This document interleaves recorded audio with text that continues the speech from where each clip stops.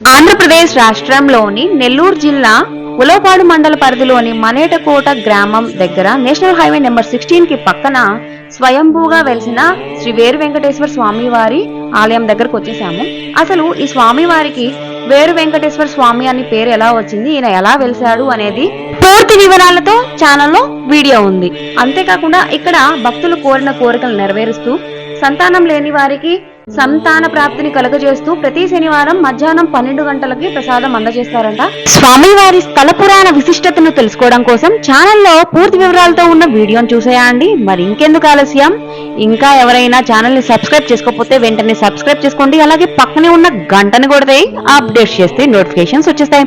మరొక విషయం, ప్రతి శని ఆదివారాలు వచ్చిన భక్తులకి అన్నదాన కార్యక్రమం కూడా ఏర్పాటు చేశారనమాట. మీరు కూడా శనివారం పూట విజిట్ చేసేయండి.